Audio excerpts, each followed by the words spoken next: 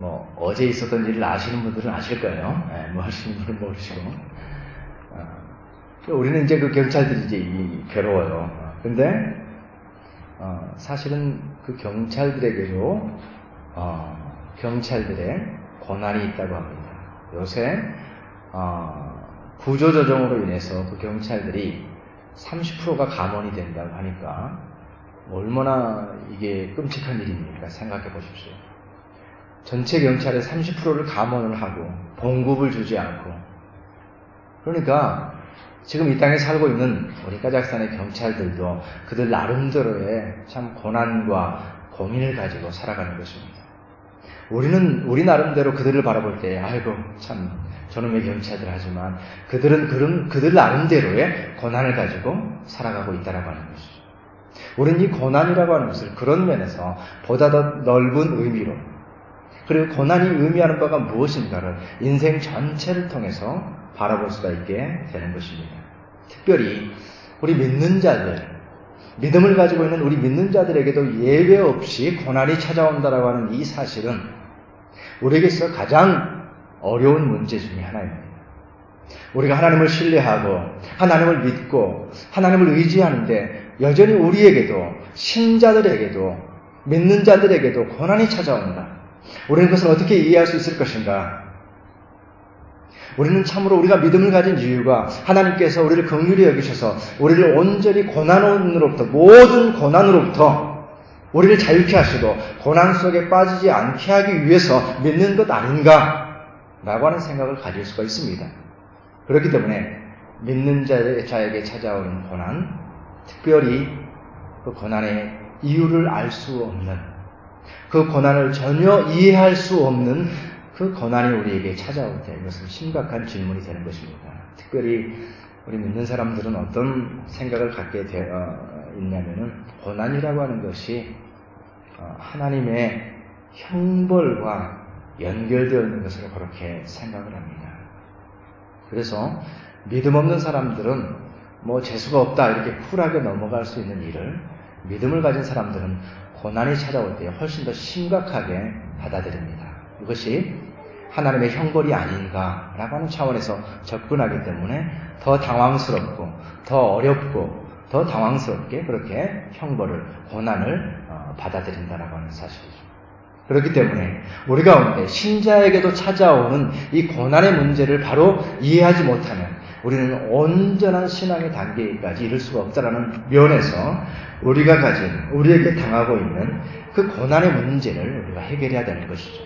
오늘 이 욥의 이야기 속에서 알 수 있는, 말씀 속에서 알 수 있는 것은 무엇입니까?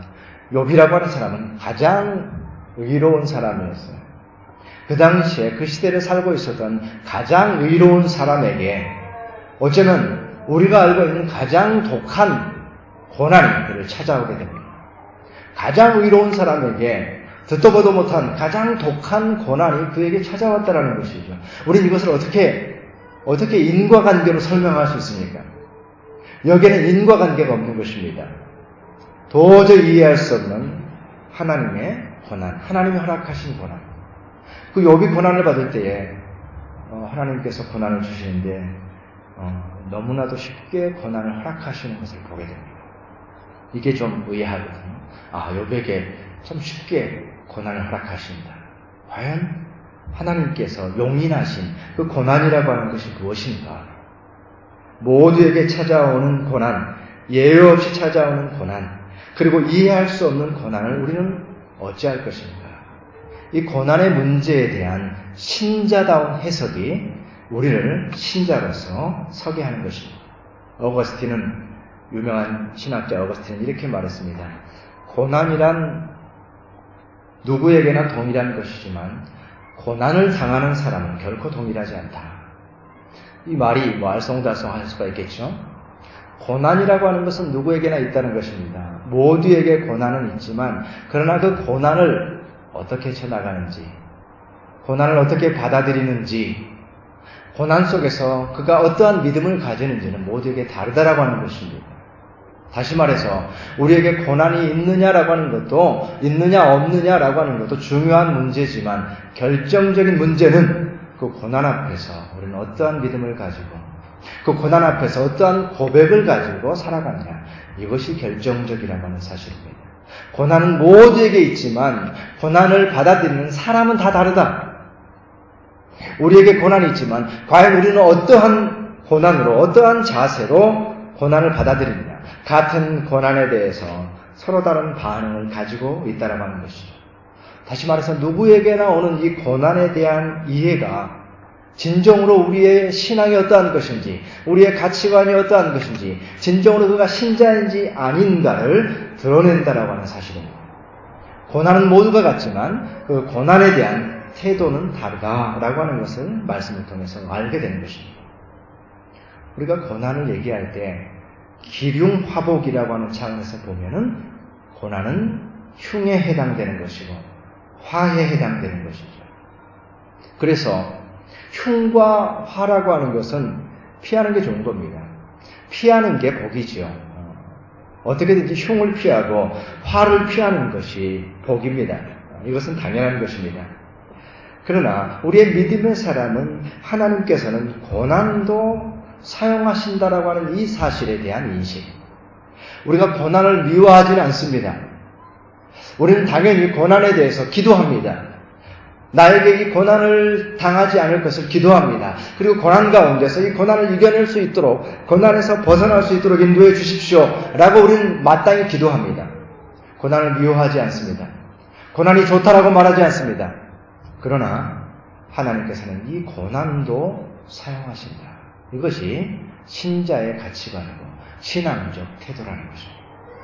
우리가 고난을 자랑하거나 우리가 고난을 미워하거나 고난을 추구하거나 하지는 않습니다. 그러나 하나님께서는 우리의 고난도 분명하게 사용하신다. 이것이 신자의 고백이 되는 것입니다.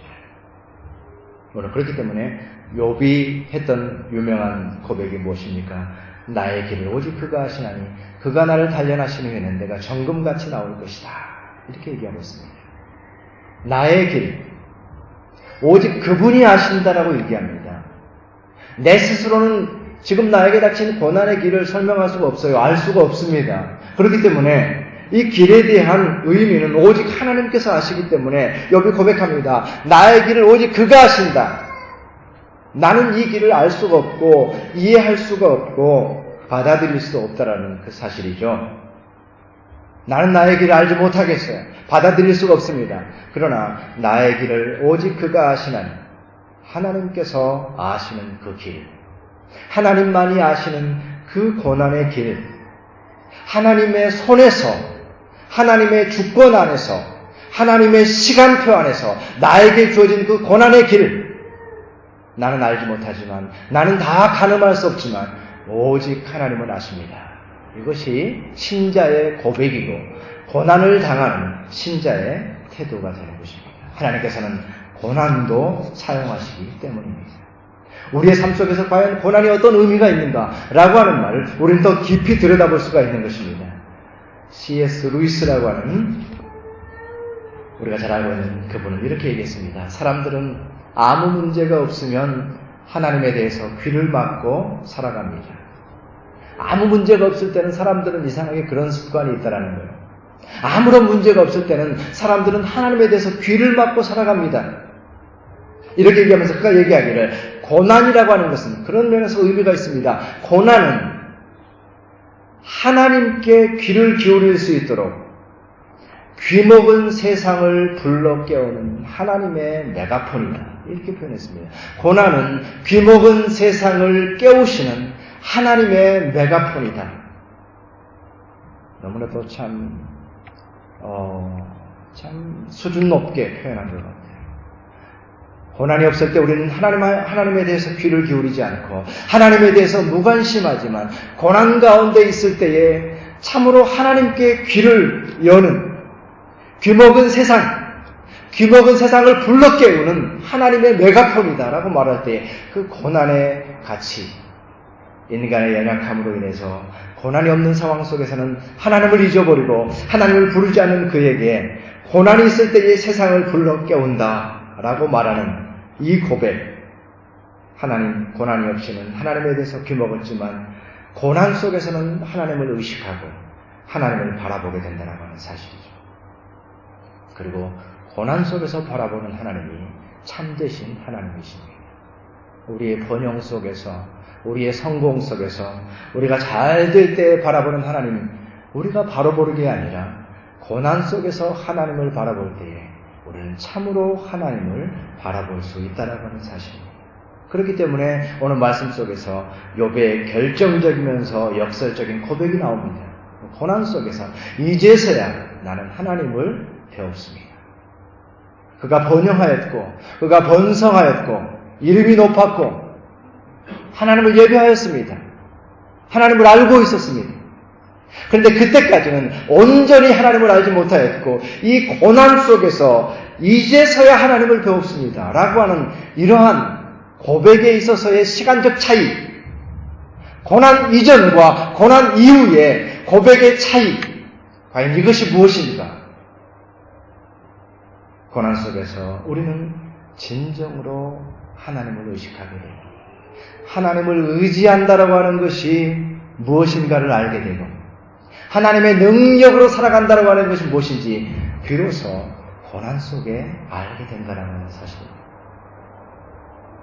저 자신을 돌아볼 때에도 제가 당했던 고난의 때를 생각하면 그때는 너무나도 힘들어서 외로웠습니다. 고난의 시간에 받은 상처가 너무나도 아파서 그 시간들을 참으로 지워버리고 싶은 그런 마음입니다. 그 고난의 시간 속에서 방황하고 시간을 낭비하고 있습니다. 그것이 고난의 때이죠. 지워버리고 싶고 잊어버리고 싶습니다. 그럼에도 불구하고 그것이 전부가 아니라고 하는 사실, 그 고난의 시간, 힘들고 어려운 터널을 지나갔지만 그러나 그 고난의 시간을 지남으로써 하나님만을 의지한다라고 하는 것이 무엇인가? 라고 하는 것을 그때 깨닫게 됩니다. 고난의 시간이 없었다고 한다면 결코 입으로는 하나님을 의지한다고 말했지만 진실한 의미에서의 하나님을 의지하는 것을 알지 못했을 겁니다. 그것은 대충 어떻게 하는지 아니까 갈 수 있었겠죠. 그러나 고난을 지나갔을 때 진정으로 나의 한계 속에서 어찌할 수 없는 고난의 시간을 지나면서 그렇구나, 하나님을 의지한다고 하는 건 이것이구나, 비로소 그때 알게 되는 것입니다. 고난의 시간은 우리에게는 고통의 순간이지만 그러나 진정으로 하나님께로 나아가는 결정적인 시간이라는 것입니다. 그런 의미에서 고난이 얼마나 가치 있습니까? 그런 의미에서 하나님께서는 주저함 없이 우리에게 고난도 허락하시는 것입니다. 우리는 가장 소중한 것들을 고난을 통해서 배웠습니다. 우리가 병들었을 때에 가장 소중한 것을 알게 됩니다. 우리가 가장 뼈아픈 이별, 죽음을 통한 이별, 그 이별을 통해서 진짜 이별이라고 하는 것이 무엇이구나라고 하는 것을 그때 알게 됩니다. 죽어서 이제 영원히 만날 수 없을 때 참된 이별을 그때서야 경험하게 되는 것입니다. 우리는 실패를 통해서 더 소중한 교훈을 배우게 되는 것을 알게 됩니다. 이것이 고난의 의미입니다. 그런데 가장 두려운 것이 무엇인 줄 아십니까? 그것은 고난의 의미를 제대로 파악하지 못하고 지나가는 것입니다. 그 고난의 의미가 무엇인가를 제대로 알지 못하는 채 지나가는 것, 이것이 가장 두려운 것입니다. 나에게 있어서 고난이 값없이 되는 것이 가장 두려운 일이라 유명한 소설가가 얘기했습니다. 나에게 있어 가장 두려운 것은 나의 고난이 의미 없어지는 것이다. 우리의 고난은 의미 없는 고난이 아닙니다. 그 고난 속에서 가장 소중한 것들을 발견해야 되는 것이기 때문이죠. 그래서 우리 모두는 진정으로 고난을 이해하는 신자, 오늘 말씀의 제목과 같이 고난의 의미를 참으로 이해하고 그 고난의 의미를 이제는 극복할 수 있는 그러한 신앙, 고난의 진정한 의미가 극복되어진 신앙의 고백들, 이런 것들이 우리 가운데 있을 때에 고난의 의미를 이해하는 신자가 될 때에 그 고난의 가치가 참으로 우리의 고난의 의미가 값없이 지나가는 것이 아니라 가치 있는 고난으로서 우리 인생 속에서 자리 잡게 되는 것입니다. 우리에게 있어 고난이 어떠합니까? 어떻게 우리의 고난을 이해해야 되겠습니까? 고난은 나 자신을 알게 합니다. 고난을 통해서 우리가 누구인지 알게 됩니다. 고난을 통해서 내가 하나님 앞에서 겸손해야 된다라고 하는 그 존재임을 알게 되는 것입니다. 내 손에 있는 하나님이 아니라 내가 하나님의 손에 있구나 라고 하는 것을 고백하게 되는 것이죠. 고난이 아니고라면 우리는 반대가 될 수 있는 것입니다. 그러나 내가 고난 가운데 있을 때에 내 손에 하나님이 아니라 하나님 손에 나다 라고 하는 것을 알게 됩니다. 그래서 이제는 나의 생각과 나의 판단을 다 내려놓게 되는 겸손함. 오늘 이 욥의 고백을 보게 되면 내가 스스로 거두어드리고, 그런 표현이 있습니다. 혹시 말씀을 한번 다시 한번 보십시오. 이제 내가 스스로 거두어드리고, 우리 구번역은 조금 다르게 되어 있습니다만은 내가 스스로 거두어드리고 이렇게 되어 있고요. 새 번역에서는 이렇게 되어 있습니다. 저는 제 주장을 거두어드리고, 이제는 자기 주장을 거두어드린다는 거예요. 그동안의 삶에서 그는 하나님을 안다고 생각했습니다. 인생을 안다고 생각했습니다. 이것이 길이라고 말했습니다. 그런데 그게 고난을 통과해보고 나니까 잘못된 것들이 많아요. 온전하지 않아요. 너무 교만했어요. 인생을 모르는 거예요. 그러니까 고난을 지난 다음에 여기 어떻게 얘기합니까? 자, 이제 내가 주장했던 것을 다 거두어드립니다. 다 이제 내가 했던 말 다 거두어드립니다. 그야말로 겸손이죠. 얼마나 이것이 옳다, 이 길이다 주장을 많이 합니까? 그러나 진정으로 하나님이 원하시는 고백은 하나님 앞에서 하나님만이 주권자이시며 나는 내 모든 생각을 거두어드립니다. 그런데 그냥은 안 된다는 거죠. 고난 속에서 우리가 참으로 힘들고 어렵지만 고난을 통과하게 될 때에 하나님, 나는 이제 나의 생각을 거두어드립니다. 비록 그때에 고백할 수 있기 때문에 고난에 의미가 있는 것입니다.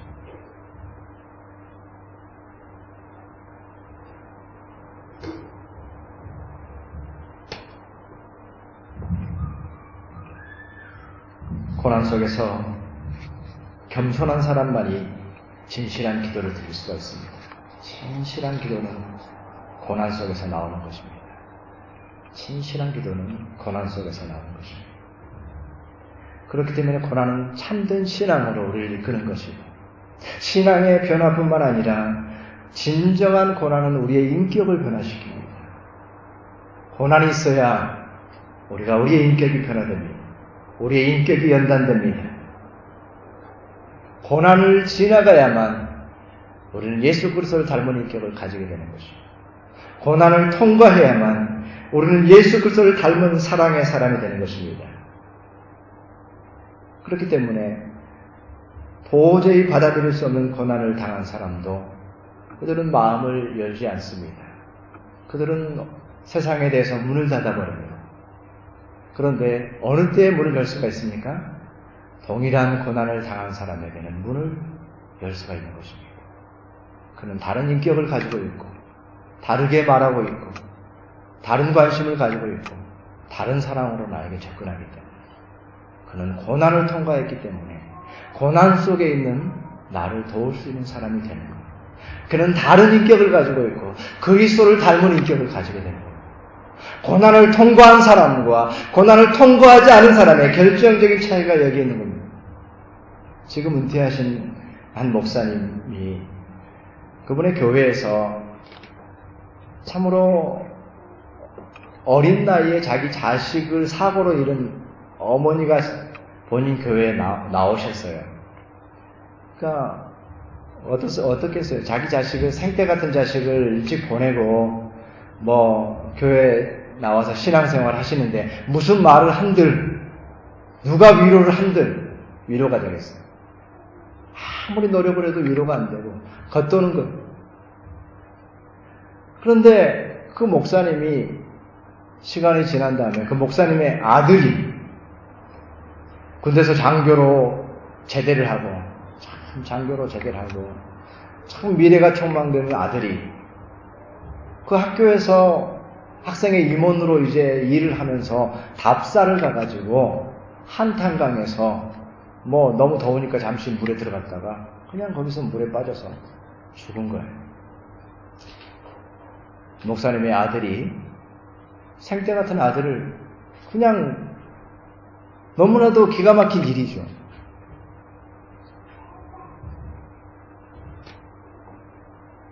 근데 그분이 하시는 말씀이 아까 제가 얘기했던 그 어린 자식을 잃은 어머니, 그때까지는 무슨 말로 위로를 해도 위로가 되지 않았는데 그 이후에는 자기 자식도 이제 이렇게 해서 잃고 난 이후에는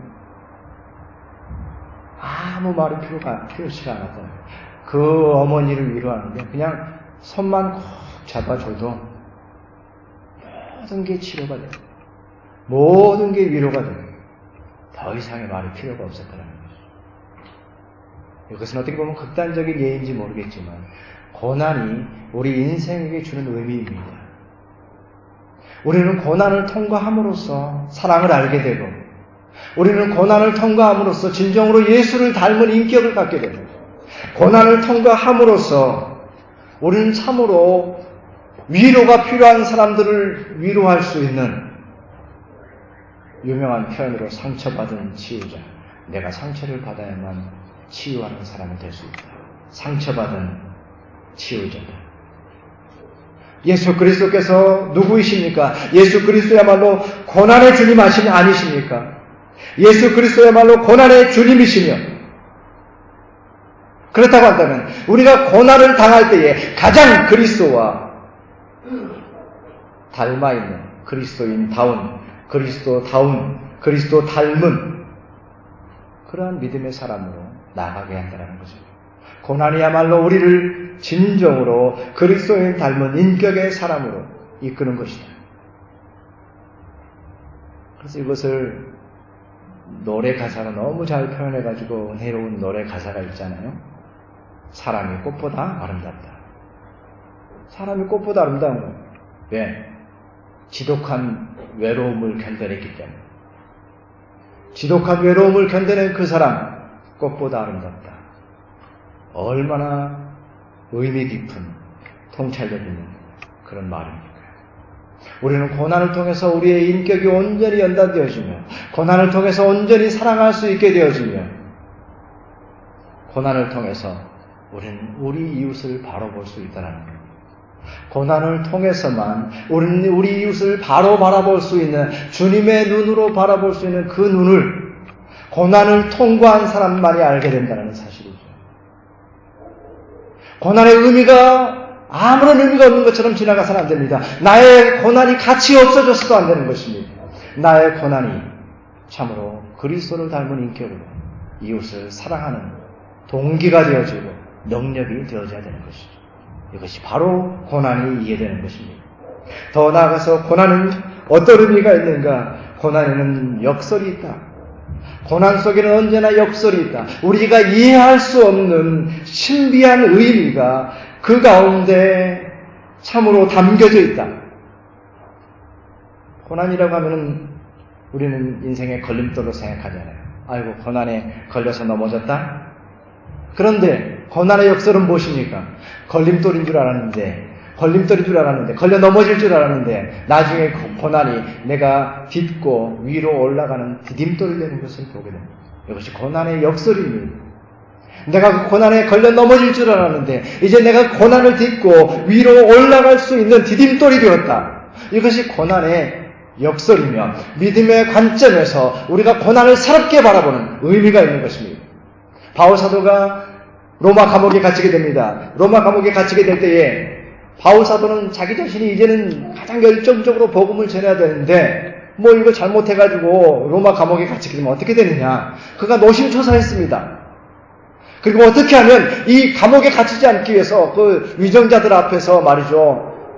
그들이 듣기 좋아하는 말도 해대고 어떻게든지 자기를 변호하려고 그렇게 노력을 했어요. 그 감옥에만은 들어가지 않으려고. 왜냐하면 이 복음이 나를 통해서 증거돼야 되는데 이게 어떻게 되느냐.